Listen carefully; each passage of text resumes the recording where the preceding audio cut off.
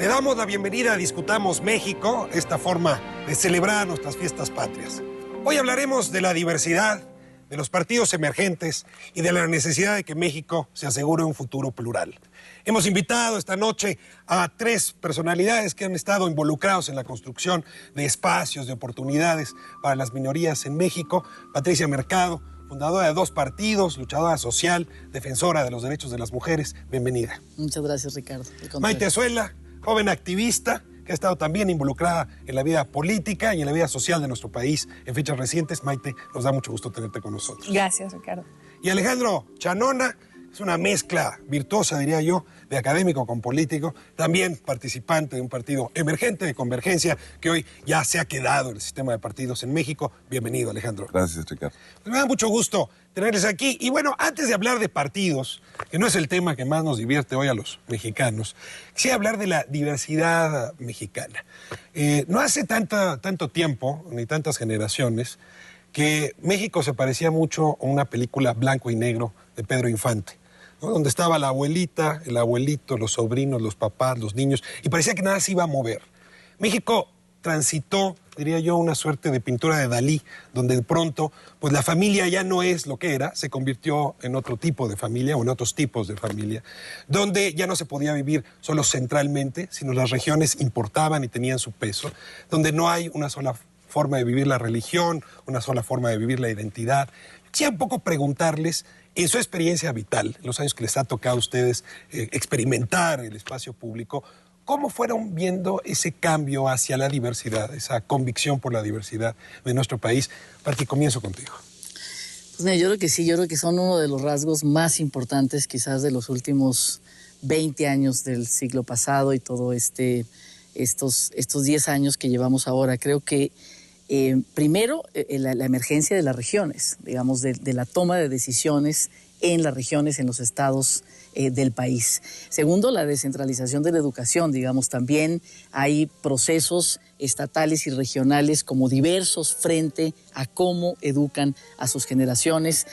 Las mujeres, digamos, emergieron, los movimientos sociales nuevos, el movimiento indígena, digamos, muchos movimientos, el movimiento homosexual, el movimiento de mujeres, como que alzaron la mano y dijeron, aquí estamos, con sus agendas, con sus propuestas, con su manera de ver la vida y de proponer un México distinto. Y creo que estos nuevos movimientos, creo que uno de las grandes, digamos, nuevas diversidades del país es esta emergencia. Antes, cuando decías tú esto de lo blanco y lo negro, era el movimiento campesino, el movimiento urbano popular y el movimiento sindical. No eran los grandes movimientos. Dentro de esos movimientos no había diversidad, no había mujeres, hombres, no había jóvenes y viejos, no había del campo y de la ciudad. Era como la misma jornada laboral, eran los mismos problemas con respecto a la vivienda. En fin, y eso se quedó un poco, incluso son tres movimientos hoy muy por atrás, ¿no? Creo que los nuevos movimientos ciudadanos sociales pues han hecho otro país e incluso una sociedad como más comprometida y más con la necesidad de dar respuesta a muchísimos asuntos que antes pues eran como homogéneos, ¿no? El tema de los trabajadores, por ejemplo, no importa un trabajador de 20 años ser igual que un trabajador de 50 o que un trabajador jubilado, cuando las realidades en jornadas, en posibilidades de desarrollar una vida productiva, necesidades de ingresos, son totalmente distintos. Creo que esta diversidad es lo que hoy tenemos en México, ya no es un solo ciudadano, sino distintas ciudadanías con distintas realidades que se están expresando, que finalmente tenemos obligación de discutir como sociedad y acordar nuevas formas de convivencia social tomando en cuenta esta diversidad y esta diferencia. Preparando el programa, trataba de encontrar una fecha en que pudiera proponerles ese cambio, déjenme hablarlo así, sociológico que vivió México. Habrá sido 68, donde se acabó esta conciencia de homogeneidad. Habrá sido en los años 70, finales de los 70, 77, cuando el país decidió que iba a tener partidos emergentes, se le abrió la puerta al Partido Comunista. Habrá sido, y con esta fecha me quedo un poco a manera de provocación, 94, cuando el movimiento social surgido en Chiapas definió que México eran muchos Méxicos y que no solamente el México de los obreros, de los campesinos, de los tres sectores, sino el México de la pluralidad tenía que manifestarse. Alejandro, Maite, ¿dónde ponen ustedes la fecha? ¿Les gusta 88? ¿Les gusta 68? ¿Les gusta 77? ¿Les gusta 94? ¿Dónde se inaugura la diversidad en México? Yo creo que son diferentes consecuencias en las fechas que has mencionado. Es decir, la pluralidad obviamente empieza a verse socialmente en el 68, con implicaciones no necesariamente volcadas sobre cambios en el sistema político, por ejemplo. Pero ya en el 70-76 empezamos a ver cómo el sistema político empieza a transformarse y empieza a intentar retomar esta pluralidad y darle voz y darle espacios de representación a esas diferencias.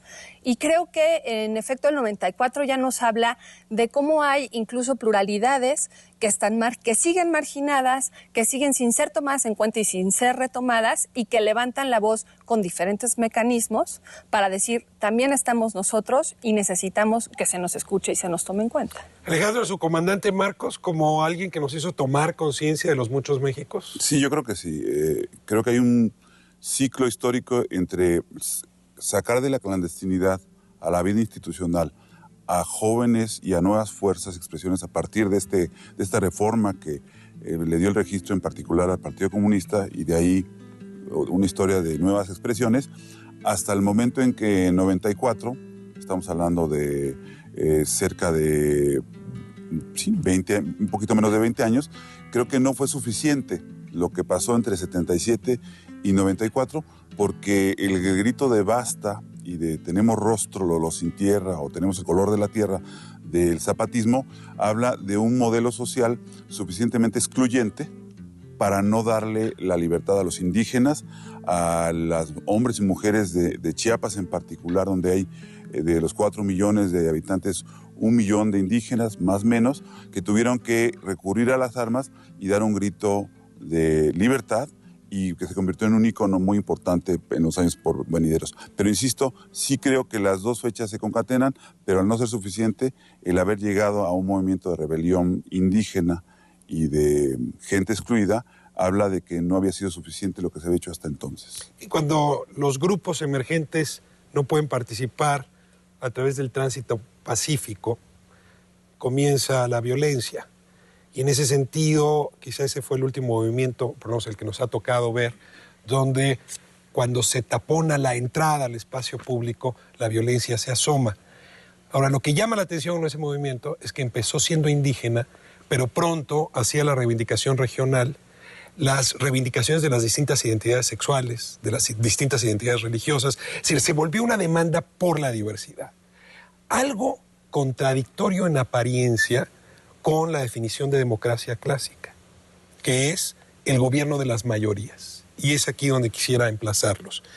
Si entendemos la democracia como el gobierno de las mayorías, pues la idea es someter a las minorías, pero si uno las somete, se acaba la diversidad. ¿Cómo resolver esa contradicción, Patricia? Mira, yo creo que en un país como México, que efectivamente de ese blanco y negro pasó a esta gran diversidad y a estos movimientos que sin duda, el movimiento de mujeres venía desde hace muchísimos años, principios de los 70, mostrando y poniendo en la mesa muchas cuestiones que incluso el movimiento zapatista retoma, y es cuando se le da como mucha importancia. En ese momento incluso me acuerdo, digamos, un grupo de mujeres que inició y que quiso empezar a hacer un partido político fue: México está cambiando tanto que cuando una sociedad cambia de esa manera, pues tienes que darle expresiones. Todo el mundo empieza a pensar y empieza a decir, pues este es el camino, depende de la realidad de cada quien. Si tú cierras el sistema, ¿no? Si tú dices, bueno, pero no importa, aquí somos 3 los que vamos a decir por dónde y vamos a mostrar los caminos, obviamente, digamos, haces como una olla express, ¿no? Es decir, ahí guardas los vapores y en algún momento te explotan.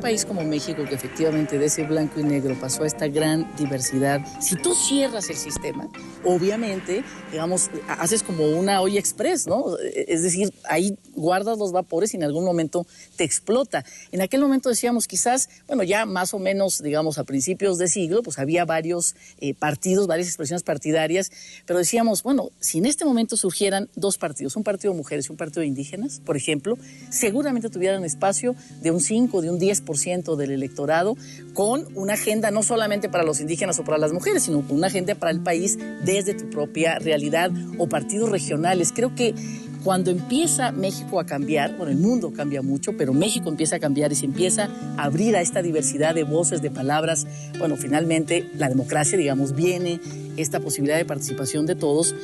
Lo que tienes que abrir de verdad es amplio espectro de organización y de propuesta. Entonces creo que eso fue lo que, digamos, todas estas fechas lo que van marcando es esos grandes cambios, y frente a esos grandes cambios, pues la gente tiene que decir y hay que darle oportunidad. Ahora, Patricia, eso no tiene tanto tiempo. Estamos hablando de hace menos de una década.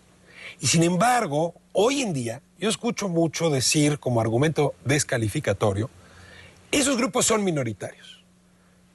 Los grupos, por ejemplo, de identidad homosexual, esos son minoritarios. Los grupos incluso de mujeres que están defendiendo, de hecho, esos son grupos minoritarios.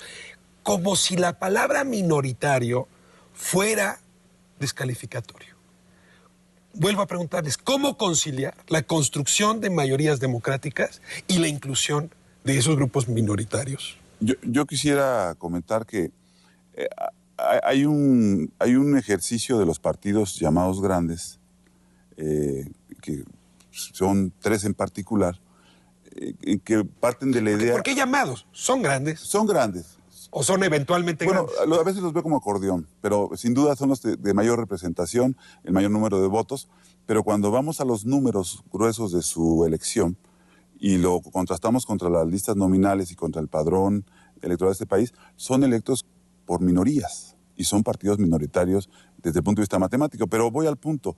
El tema es que... A ver, ¿tú podrías decir que el PRI es un partido minoritario, matemáticamente hablando? Matemáticamente sí, contra el abstencionismo y con el último fenómeno, inclusive hasta del voto nulo, etcétera. Yo creo que no tiene la capacidad de cobertura, porque voy al punto.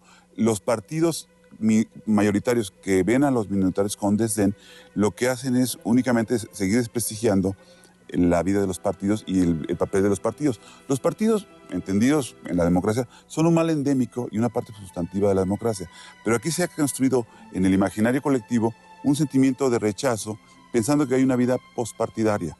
Y en ese sentido, al desacreditar a los partidos, ellos mismos nos incluyen en el declive de los partidos políticos y en la crisis de los partidos, que no es otra cosa que un eufemismo para hablar del desencanto de la vida partidaria en este país. Entonces, lo que hacen es de privar a muchos del derecho de tener expresiones de esa diversidad que muy bien marcan Patricia, tú y Maite, de que quieren expresarse, pero se encuentran con algo que define muy bien Linz, que tiene que ver con la famosa partidocracia, que es un problema que tenemos que resolver algún día en México.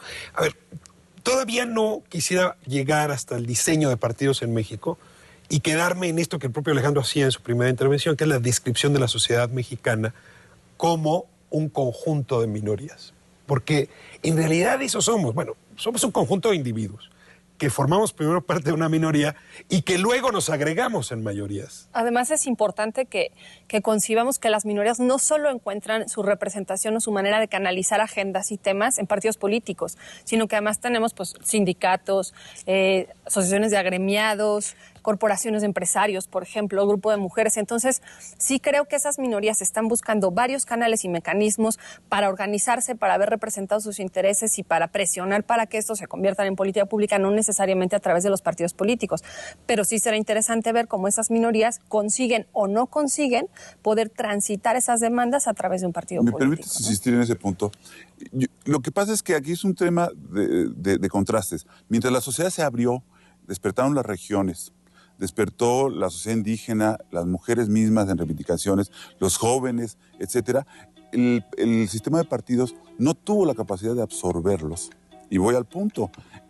Yo creo que los partidos en México se movieron muy rápido para ser eficaces, pero proponen políticas, pero para ganar votos. Y en sentido inverso, nunca ganan elecciones para hacer políticas. Entonces hay una perversión muy fuerte en este juego, en donde todas estas minorías que agregadas serían grandes mayorías, no se ven representados y no se ven catalizados o sumados y agregados, más allá del viejo sistema de corporativo y todo lo que debemos de platicar si no hay espacio en este encuentro. Entonces yo creo que se quedó chiquito el sistema de partidos para una sociedad ávida que creció y se abrió. A ver, la imagen es impecable. Es una sociedad donde 1000 flores florecieron, digamos, ¿no? Para seguir al clásico, donde en efecto se expresan pulsiones, identidades muy distintas y un sistema político que no alcanzó a reflejar esa pluralidad. En España, en los primeros años de la transición, hubo hasta 50, 60 partidos. Sí, hoy en el Parlamento holandés hay 60 partidos. Así es. Claro. ¿No? Y aquí estamos un poco con el modelo gringo, perdón, estadounidense, de 2 partidos como modelo. ¿No será que nos hemos equivocado un poco y que debemos haber tenido más bien muchos partidos en lugar de cerrarnos a pocos? No, pues yo creo que sí, digamos, yo creo que yo vengo incluso de esa experiencia. A mí me parece de verdad fundamental que nuestro sistema se pudiese abrir a todas estas diversidades, incluso regionalmente. Nuestras diferencias regionales yo creo que no se comparan con ningún otro país de América Latina. Vivimos en 3 o 4 Méxicos con realidades totalmente distintas y un puñado digamos, de dirigentes y de militantes políticos pues quieren decirnos a todos cuál es el lugar, en lugar de establecer algún tipo de mecanismo, que finalmente la democracia te da los mecanismos, para poder escuchar estas diversas voces organizadas políticamente, porque vale muchísimo la pena y por supuesto que sí, digamos, este nuevo movimiento ciudadano tan libre, tan puesto, tan creativo, poniendo cosas en la mesa, pero bueno, finalmente la mesa de las decisiones hay una manera de tomarlas que es a través de la representación política y a través de la representación electoral. Bueno, en esa mesa de decisiones, si afuera tienes una diversidad de actores diciendo cosas y la mesa es pues chiquitita, unos cuantos tomando decisiones, pues obviamente que solamente sus intereses, su visión del mundo y del país es la que se va a expresar. Entonces creo que... Regresamos a la película Pedro Infante. Exactamente, claro. O sea, que se quiere, o sea, como en lugar de acostumbrarnos a esa diversidad en un país tan diverso como México, viviéramos en otro tipo de sociedad, pero en este país tan diverso en muchos sentidos, etnias, digamos, étnicamente, en términos regionales, sociales, de actuación política, me parece que es un suicidio para el país, digamos, para poderse imaginar el futuro y también para masticar y entender su pasado. Y aparte, en términos de democracia, la competencia política, ¿no? O sea, la competencia política nos hace mejores a todos, como en el mercado, ¿no? Hay mayor competencia,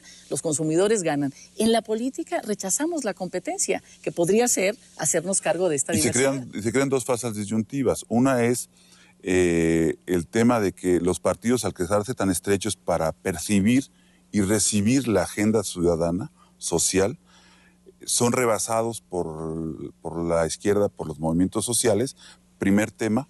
Y segundo, se crea también la falsa percepción muy intencionada de que el multipartidismo es negativo para la gobernabilidad. A ver, hacia allá voy. Exactamente, este es el planteamiento que escucho hoy.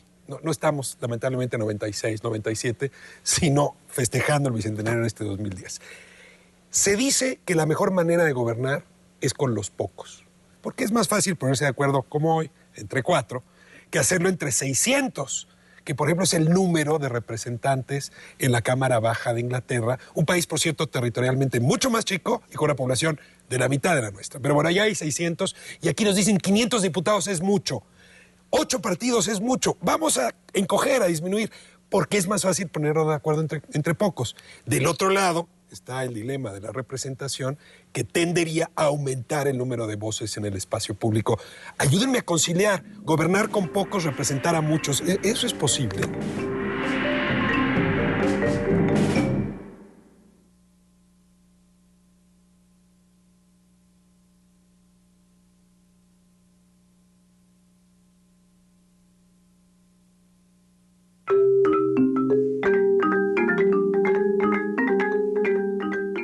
Ayúdenme a conciliar, gobernar con pocos, representar a muchos. ¿Eso es posible?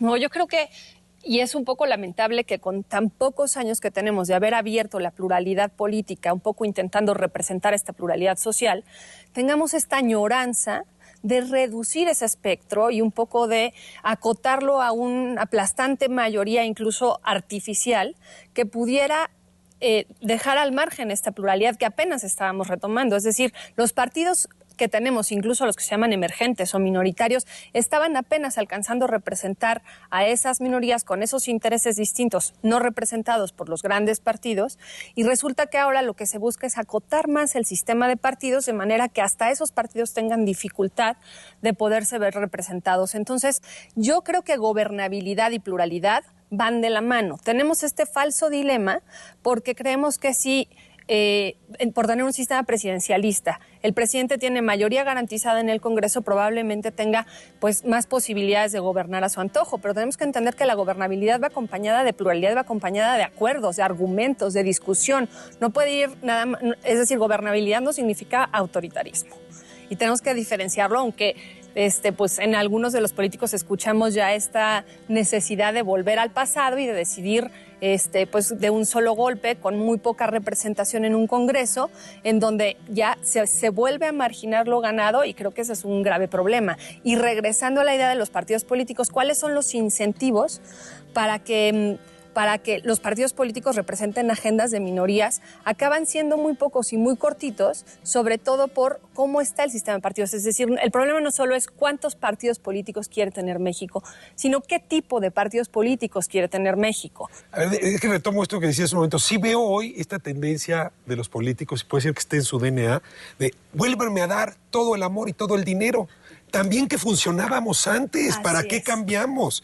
¿Qué le responderían a ese político que está insistiendo en cláusulas de mayoría, segundas vueltas que excluyan a las minorías, subir el umbral para que no haya nuevos partidos, en fin, desaparecer la representación proporcional? Ahora explicamos qué quiere decir eso, para que no quepan nuevos partidos. Reducir el número de diputados. Que van a profundizar la crisis de los partidos, que van a profundizar la desesperanza de la gente y el malestar en la democracia en contra de los partidos. No hay malestar con la democracia, hay malestar en la democracia por este ánimo de concentración, y que tiene que ver mucho con, por ejemplo, la reforma en este país de 2007, en donde lo que hicieron fue toda esta apertura 77-2006, por ponerlo en un ciclo histórico, lo volvieron a cerrar. Dijeron, abramos un poco a las minorías, que haya nuevas expresiones, pero empezaron a elevar todos los requisitos para hacer partido nuevo, que exprese nuevas visiones y a grupos no representados. Y entonces elevaron el nivel de porcentaje para registro,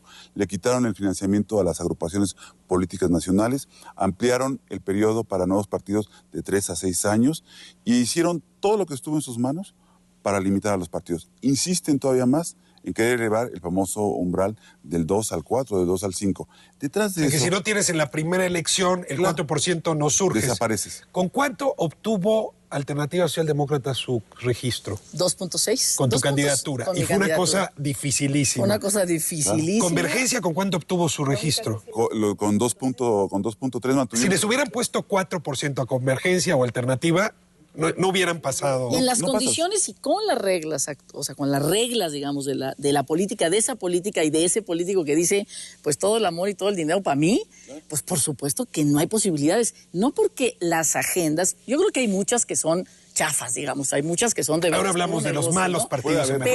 Pero digamos, ese me parece que es lo menos importante, ¿no? Pero con las reglas del juego que esos políticos han puesto, pues claro que es muy difícil. Quizás si las reglas del juego fueran distintas, pues mucho más rápidamente pasaras al 3 o al 4 o al 5, digamos, jalándote a ese ciudadano que rechaza la política actual, el que se abstiene. Creo que, digamos, sí es muy complicado, pero yo a ese político le contestaría, ¿sabes? Que en primer lugar la pluralidad llegó para quedarse. En segundo lugar, este país es diverso. Siempre ha sido. Se pudo controlar en un momento de la historia, porque en otros momentos esa diversidad se expresaba de miles de formas. Se pudo controlar en algún momento, volvió a surgir la diversidad y efectivamente lo que decía Alejandro, ¿sabes qué? Sí es muy importante. O sea, tendríamos que pensar en ser todos más generosos con el otro. No representan a las mayorías, aunque tengan el poder mayoritario, no representan a las mayorías, porque si vota un 40, un 50%,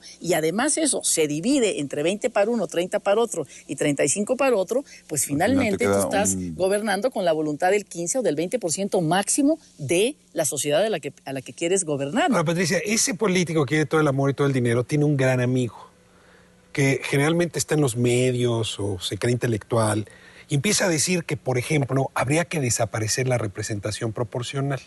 Hay dos formas de elegir. Una, en mi distrito, el individuo o la persona que gane se lleva el asiento en la Cámara de Diputados. Eso se llama mayoría relativa. Y la otra es uno contabiliza cuántos votos obtuvo un partido. Si sacó el 15%, tiene el 15% de los asientos. El caso inglés es muy curioso. Hay solamente 2 partidos capaces de ganar todos los distritos de mayoría y uno, el Partido Liberal, que tiene 20% de los votos, no tiene más que un par de asientos. ¿Qué quiere decir esto? Que si desaparecemos la representación proporcional, nunca habrá partidos emergentes. Nos vamos a quedar con los que tenemos, que es una cosa que nos tendremos que preguntar. ¿Queremos esos partidos mayoritarios? Yo les pediría que le respondieran a ese predicador que no quiere ver a los pluris, que dice, acabemos con esos candidatos flojos, los plurinominales, que no sirven para nada, y solamente candidatos o candidatas de mayoría. Porque quieren jugar con la idea de que son muy caros y por eso es cara la democracia. Falsa percepción. Es mucho más caro mantener muchos aparatos de Estado o de gobierno, o es mucho más caro sostener ciertas estrategias de los partidos mayoritarios que el mantener la apertura a la pluralidad. Hay una manipulación de la información para hacer creer que el problema del costo de la democracia tiene que ver con esos números, el porcentaje para hacer partido, el número de miembros del Congreso, pero no se meten a fondo ni con el tema de la transparencia, que insisto, tiene que ver con una palabra que aquí tiene que salir, con la corrupción y partidos políticos, con el narco y los partidos políticos y con la desvirtuación de los partidos a nivel regional por la sobreinfluencia de los gobernadores. Lo digo abiertamente. Yo creo finalmente que aquí hay una estrategia macro de regresión en la que se intenta cerrar el modelo multipartidista, perdón que insista en eso, y entrar a un esquema aparentemente tripartidista, en donde hay una visión de antaño, de nostalgia, de que ojalá bipartidista un tiempo y por qué no regresar a la nostalgia del partido único. O sea, eso hay que advertirlo. De los 8 que quedaron 3 y luego 2 y luego... Lograron en los últimos años, entre el año 2000 y el 2006, desaparecer 9 partidos, por circunstancias distintas y causalidades diferenciadas. Sin embargo, lejos de ver que hay partidos que no lo logran, están cerrando todas las compuertas para que eventualmente regresemos a la idea de las mayorías estables, los poquitos que decidamos, interpretando a la gente, pero en una visión tan eficientista en donde se convierten en partidos nada más de cachavotos para gobernar bajo no sé qué parámetros, y es un juego cultural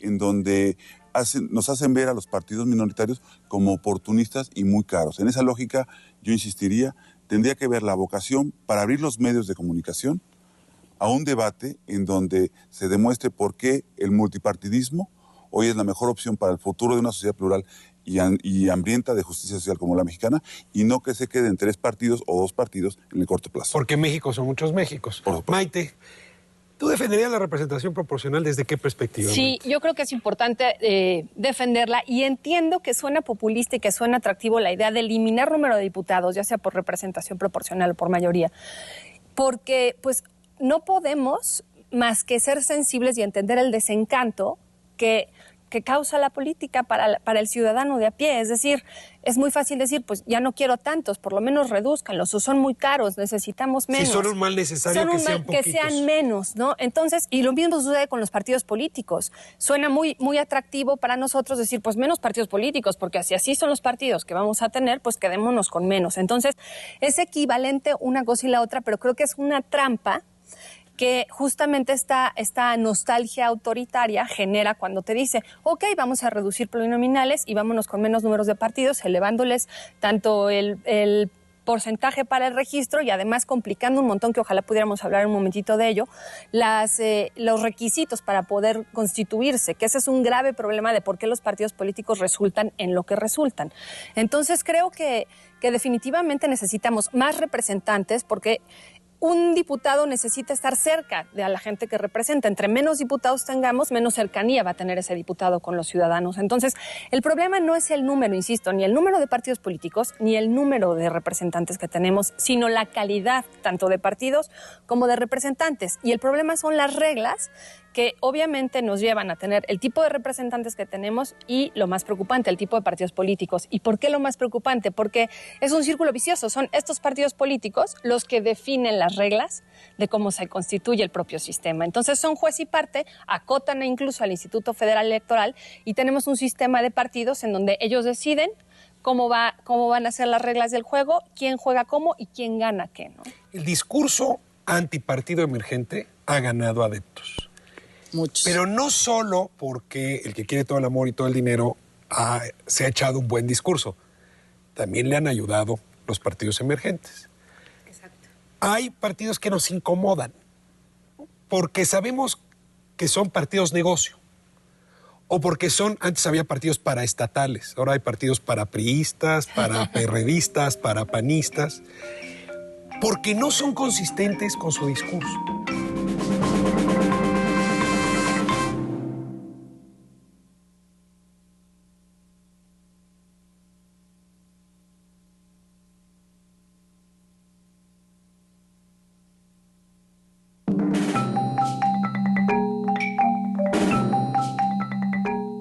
Antes había partidos paraestatales, ahora hay partidos para priistas, para perredistas, para panistas, porque no son consistentes con su discurso. Y Patricia, déjame aprovechar que estás aquí para poner el ejemplo. El partido que se presentó como defensor de las minorías, Alternativa Socialdemócrata, tu candidatura le dio el registro a ese partido, te excluyó por minoría. Pues es difícil que me pidas que yo le crea a los partidos emergentes después de ver eso. Sí. El partido que defiende las causas de la ecología acaba siendo el partido de personas que no entienden nada de ecología. El partido que defiende las causas del trabajo acaba siendo un partido que se aleja de las causas de los trabajadores. Sí hay una incongruencia en los partidos emergentes que nos lleva a acompañar en su argumento al que quiere todo el amor y todo el dinero. Sí, yo creo que sí, hay que hacerse cargo, hay que hacerse cargo de la buena experiencia y de cómo tenemos que construir reglas, como decía Maite, que hagan que esta diversidad y pluralidad del país se exprese en un sistema de partidos donde los ciudadanos puedan ejercer su derecho político a votar y ser votados, a organizarse en una organización, para participar en política sin tanto acotamiento. Nada más, antes de entrar a tu tema, cuando el PT, el Partido del Trabajo, hace una controversia constitucional en contra de una nueva reforma que subió el umbral para poder hacer un partido político, se perdió en la Corte, pero algunos de los magistrados decían una cosa muy importante: oigan, si queremos combatir la negligencia, la ineficiencia de los partidos, la corrupción, no es cerrando el sistema y diciendo no a la diversidad. Está en otro lugar el tema, que es el lugar efectivamente de las reglas del juego, del dinero en la política, de todo lo que eso significa.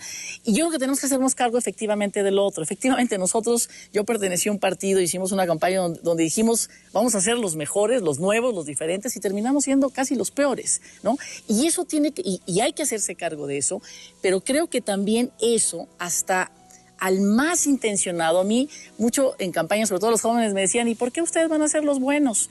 ¿No? ¿Y por qué sí, ustedes que hablan de mujeres y derechos de homosexuales y de tal, por qué van a ser los buenos y cuando lleguen ahí no van a cambiar? Les decía: ¿sabes qué? Yo no meto al fuego por nadie, ni siquiera por mí, porque no es un tema de buenas intenciones. Hay que cambiar las reglas del juego para hacer muy caro hacerla mal, ¿no? Porque ahora es muy barato hacerla mal, hacer, la corrupción y la negligencia en el quehacer política no cuesta tanto en términos políticos ni en ningún sentido. Entonces, cambiar las reglas en eso. Pero sí creo que, hay nuevos partidos, más que partidos minoritarios, me gustaría nuevos partidos que la han hecho verdaderamente mal, que han sido absolutamente una burla. Y ahí te digo, nosotros yo sí me hago una súper autocrítica, porque creo que todo lo contrario de lo que creo en términos de pluralidad política y de expresión partidaria amplia fue el ejemplo que dimos. Pero también digo, tiene que ver con las reglas del juego de la política. El dinero y la política creo que es una discusión central. Justos por pecadores. Los partidos emergentes no han sido tan lustrosos como deberían serlo para convencer de su pertinencia. Sin embargo, sí hay temas que en el debate público en México no hubieran sido colocados sin los partidos emergentes. Por supuesto. Convergencia puso temas en la cama. Yo te pediría, Alejandro, que nos cuentes. Temas como la discriminación, como la igualdad, como la defensa de derechos humanos, no hubieran cabido en los últimos años sin el papel, déjenme decirlo así, testimonial de los partidos emergentes. Estoy totalmente de acuerdo. Nos sumamos, por ejemplo, en el tema de la laicidad del Estado mexicano. Nos situamos muy bien en el tema de la agenda de garantías sociales, que por cierto si me permiten también nos la descarrilaron en la ley de la reforma del Estado que tuvo vigencia en la legislatura pasada, pero sí posicionamos el tema de los derechos, por ejemplo, humanos de los migrantes, o logramos elevar el tema del cambio climático como amenaza al Estado mexicano. Fuimos posicionando por tema y hicimos, por supuesto, un gran trabajo con algunas diputadas de alternativa, en donde vimos el problema de las mujeres en el ejército, y el problema del fuero militar. Entonces fueron temas que gracias a estas voces alternativas de las minorías, de otra manera no se hubieran oído, y creo que sí se puede, y no hay que renunciar a esa gran opción de las minorías. Maite, otros casos de influencia, de alternativa tuvo bancada parlamentaria. Claro, y justamente yo creo que cuando hablamos de temas locales, es importante también pensar en esta representación de partidos minoritarios que pueden tener un impacto quizá más directo en colocar agendas en los estados de la República o en el propio Distrito Federal, ¿no? En el caso de Alternativa, en su momento, pues bueno, fue un importante impulsor de la despenalización del aborto, un importante impulsor ahora de los, en este momento ya, junto con el PRD, de la posibilidad de matrimonios entre parejas homosexuales, y en su momento de las sociedades de convivencia. Entonces, sí lograron colocar temas. Ahora, yo me quisiera regresar a la pregunta que le hacías a Alejandro hace un momento, que era si los partidos políticos le dan algunos elementos a los partidos mayoritarios para decir, pues ven, los partidos emergentes no funcionan. Un poco reproducen las prácticas de corrupción, reproducen las prácticas antidemocráticas al interior que el resto de los partidos. Eliminémonos y quedémonos con estos tres. Y creo que en efecto puede ser así, y sin justificar a los pequeños partidos. Creo que es de lamentar que el énfasis se ponga en la reducción de la pluralidad y no en la revisión de qué está ocasionando que los partidos emergentes reproduzcan las mismas prácticas que los grandes partidos. A ver, ¿qué está ocasionando que los partidos pequeños sean una maqueta de la maldad de los grandes? Son justamente las reglas del juego, y decíamos, cuestan muy caros. ¿Por qué no revisamos el financiamiento de los partidos políticos? Es decir, ¿por qué eliminar número de partidos y no revisar cómo al número de partidos, que puede ser lo más amplio posible, le damos recursos públicos que sean justos y que no sean tan elevados en comparación con otros países? Además, es muy interesante ver cómo los partidos políticos están fuera de la ley de transparencia y acceso a la información pública. Es elemental que un partido político pequeño o grande no solo sea fiscalizado, sino que esté obligado a rendirle cuentas a sus electores y a rendirle cuentas además a quienes pagamos impuestos. Eso no sucede, los partidos políticos están excluidos de la ley. Entonces, las reglas en general del juego están hechas para que los partidos grandes se vuelvan cada vez más fuertes con sus bases, con sus recursos. El acceso que tienen a medios siempre va a ser diferenciado de los pequeños partidos. Pero además los incentivos para que los partidos pequeños puedan tener una agenda distinta de los grandes son muy pequeños, porque siempre con para ratificar su registro con este 2%, pues se van en alianza.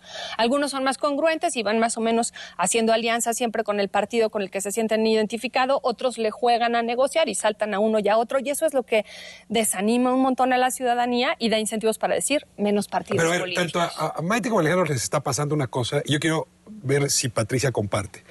Me están contando lo enormemente difícil que es hacer un nuevo partido, pero todavía no me convencen de la utilidad que han tenido los que ya estuvieron. Yo quisiera que me dijeran, ¿para qué, Patricia, han servido estas expresiones en los últimos 10 años? O sea, convénceme, porque si no, la puerta, no a mí pues, hombre, al auditorio, la puerta va a acabar cerrándose en breve. Mira, yo creo que aquí con Alejandro en Convergencia y digamos, la experiencia que yo tuve, compartimos la propuesta, la corriente política de la socialdemocracia en México, que es, hay 3 o 4 partidos, desde la candidatura de Gilberto Rincón Gallardo, digamos, que puso también en la mesa esta idea de cómo combinamos justicia social con libertades, ¿no? Que es, digamos, una nueva propuesta de la izquierda, no solamente justicia social, sino también libertades como parte de la plataforma y de los ejes programáticos. Entonces, yo creo que esa corriente puso en la mesa el tema de la discriminación. La Comisión Nacional contra la Discriminación en este país fue por la campaña de Democracia Social y por la candidatura de y Gilberto Rincón Gallardo. Y no es cualquier cosa, no es un tema chiquito, no es un tema menor, es decir, vivimos en una sociedad absolutamente racista, sexista, excluyente de muchísimas personas por el hecho de ser diferentes. Entonces, es un gran tema el haber ganado, que la discriminación, por supuesto, el movimiento zapatista, pues también viene, digamos, y logra un cambio constitucional para que la no discriminación entre en esto. Pero yo creo que esta corriente política, digamos, ha puesto en la mesa, como decía Maite, la despenalización del aborto en la Ciudad de México, que no solamente en la Ciudad de México, sino que ya hay una, digamos, como cascadas, es un debate nacional, los temas que nosotros pusimos en la mesa y que el aborto de verdad, es decir, se trata de vidas de personas. Los partidos pueden negociar aquí el toma y daca sobre ese tipo de temas, pero a veces negocian vida de personas y en este caso la vida de las mujeres.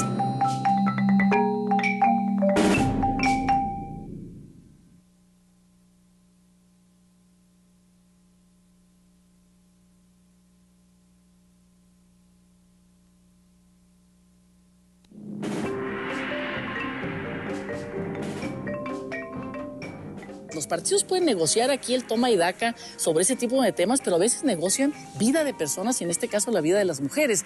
Y quería también entrar en esta cuestión de las reglas.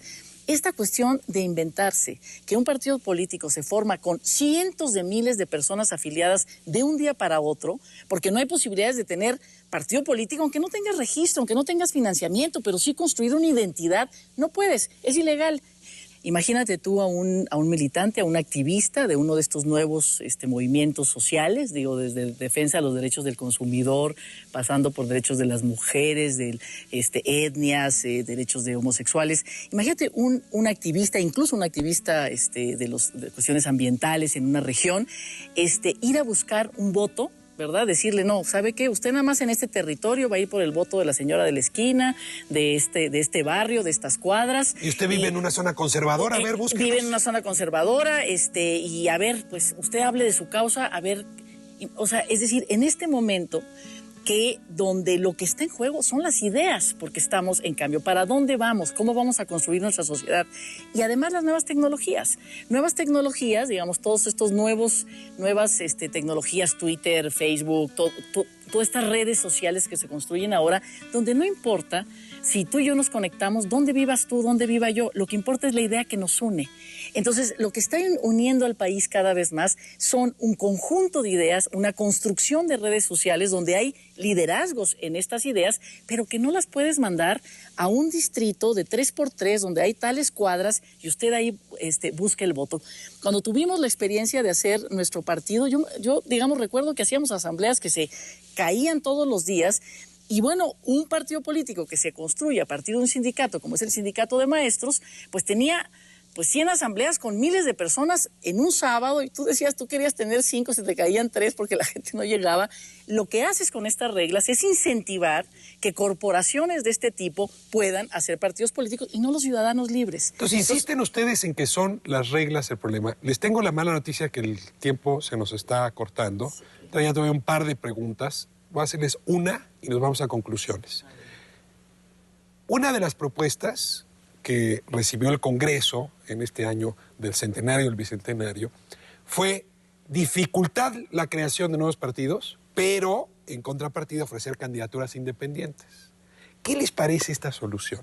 Yo digo, sí, candidaturas independientes, pero es insuficiente y totalmente insuficiente si no se revisa cómo se conforman los partidos políticos. Este asunto de hacer asambleas presenciales en donde la gente tiene que llegar y ser 3,000 personas en un estado o 300 personas en un distrito es realmente reproducir las prácticas corporativas y clientelares a las que tenemos que decir no. Necesitamos partidos democráticos con cualidades distintas.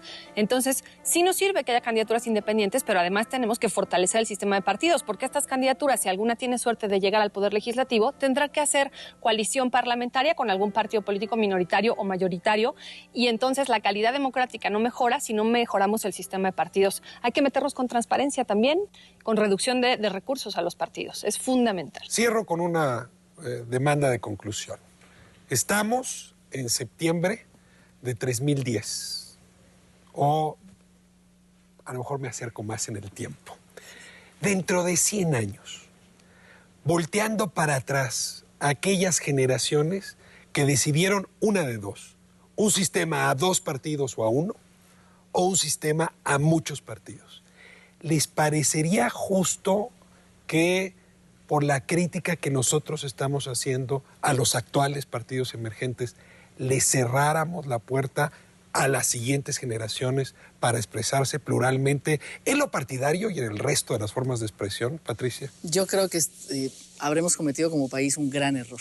O sea, cerrar la puerta cuando queremos caminar por la democracia, por las libertades, donde los ciudadanos, incluso un ciudadano quiere decir y quiere que su voz sea escuchada, cerrar la puerta a una sola representación, creo que habremos, digamos, decidido la encrucijada de hacia dónde nos vamos de manera equivocada. Yo quisiera que efectivamente ver a México en 100 años es un México plural, con expresión plural, con mayores derechos a los ciudadanos, es decir, no solamente los partidos, así sean 100 partidos, que tengan el privilegio de decir por dónde, referéndum, plebiscito, iniciativa legislativa popular, es decir, que los ciudadanos organizados puedan meter una iniciativa legislativa sin necesidad de tener un acuerdo con algún partido político, por supuesto candidaturas independientes, o sea, claro que mayores derechos políticos a los ciudadanos, pero finalmente también, digamos, la representación plural de la sociedad para que esa mesa sea una mesa muy grande. Sí, nos va a costar mucho más trabajo, un rey tomaría las decisiones más fáciles, más rápido, en medio segundo, pero no queremos vivir así, queremos vivir en pluralidad, en democracia,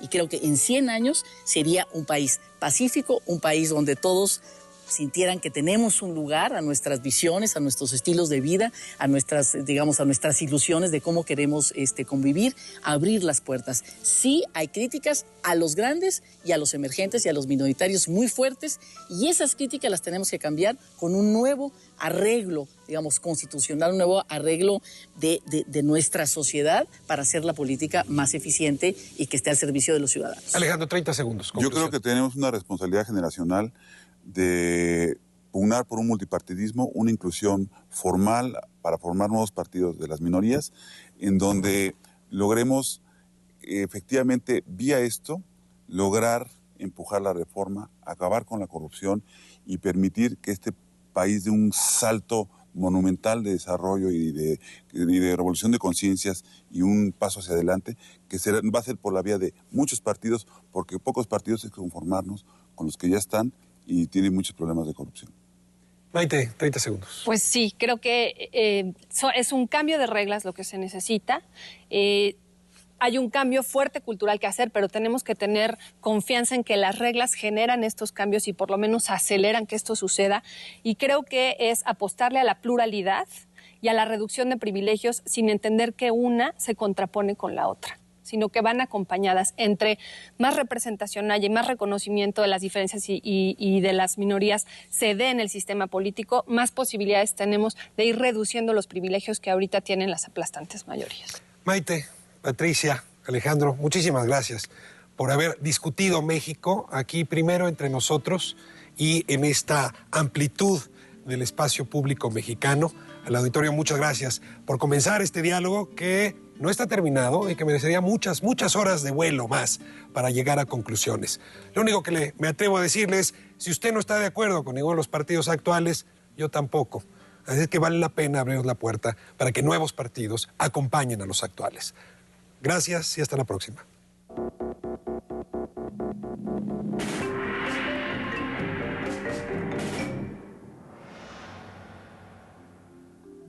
¿Hasta qué punto hoy día es vigente hablar del sindicalismo oficial? Los empresarios en México ponen a los sindicatos para que la empresa pueda contratar con un sindicato a su gusto, que es hoy la regla de oro. Si no hay un sistema de medición de la productividad, no se pueden compartir los beneficios. Entonces nosotros hemos impulsado la productividad como una salida para evitar mayores confrontaciones. Mientras el resto de los sindicatos son sindicatos sectoriales, el sindicato de maestros está en toda la geografía nacional y en contacto con toda la trama de la sociedad mexicana, de todos los grupos sociales.